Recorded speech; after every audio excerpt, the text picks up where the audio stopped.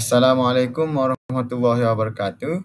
Pada pagi ini, kumpulan kami terdiri daripada Farah Nur Atila binti Asmadi, Nur Adlina binti Muhammad Rasdi, saya Muhammad Rizwan bin Zuraidi dan Cik Engku Ahmad Aiman bin Cik Engku Andan akan membentangkan tentang strategi menangani isu kesantunan berbahasa oleh guru. Pada pagi ini, kita akan belajar tentang pengenalan isu kesantunan dan cara-cara untuk mengatasi isu tersebut. Seterusnya, kesimpulan keseluruhan bagi isu kesantunan berbahasa. Baiklah, untuk pengenalan, isu kesantunan berbahasa semakin membimbangkan dalam kalangan murid masa kini, terutamanya akibat pengaruh media sosial dan budaya luar yang melemahkan nilai adab serta sopan santun dalam komunikasi harian. Ramai murid dilihat kurang peka terhadap kepentingan berbahasa dengan tertib. Sedangkan kesantunan dalam berbahasa mencerminkan akhlak dan nilai diri seseorang. Dalam konteks ini, guru perlu memainkan peranan penting sebagai ejen perubahan dan pembentuk sasiah murid, bukan sahaja melalui pengajaran tetapi juga dengan menunjukkan teladan yang baik. Oleh itu, amat penting bagi seorang guru untuk memudayakan penggunaan bahasa yang sopan dalam pendidikan agar dapat melahirkan generasi yang berakhlak mulia dan menghormati nilai murni dalam setiap strategi yang boleh dilakukan untuk menangani isu kesantunan berbahasa adalah dengan guru sebagai teladan. Yang pertama, guru perlu menggunakan bahasa yang beradab ketika mengajar dan berinteraksi. Guru hendaklah sentiasa menggunakan bahasa yang sopan dan menghormati ketika menyampaikan ilmu serta berkomunikasi dengan murid agar wujud suasana pelajaran yang harmoni dan menyenangkan. Yang kedua, elakkan penggunaan kata-kata kesat atau kasar ketika menegur. Walaupun dalam situasi menegur kesalahan, guru perlu mengelakkan diri daripada menggunakan bahasa yang kasar kerana ia boleh menjejaskan emosi murid dan mengurangkan keberkesanan teguran tersebut.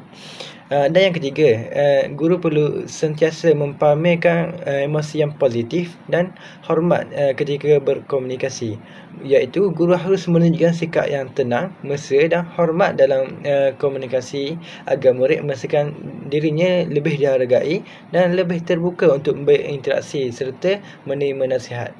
Dan yang terakhir, iaitu gaya bahasa guru akan ditiru oleh murid secara tidak langsung. Murid yang cenderung meniru cara pertuturan guru mereka, justru penggunaan bahasa yang lebih sopan oleh guru dapat menjadi contoh teladan yang baik dan membentuk kepedulian akhlak kepada diri murid-murid mereka. Seterusnya, kita lihat kepada strategi yang kedua, iaitu aktiviti interaktif yang bertemakan kesantunan. Hal ini kerana murid cenderung belajar melalui pengalaman dan pelibatan aktif. Contoh aktiviti yang boleh dilakukan adalah yang pertama, lakonan atau simulasi situasi komunikasi beradab, dan yang kedua, debat dan forum dengan berfokuskan kepada penggunaan bahasa yang sopan, dan yang ketiga, aktiviti menulis dialog atau kata hikmah yang santun, dan yang keempat, gamifikasi iaitu kuis, teka silang kata dan permainan bahasa.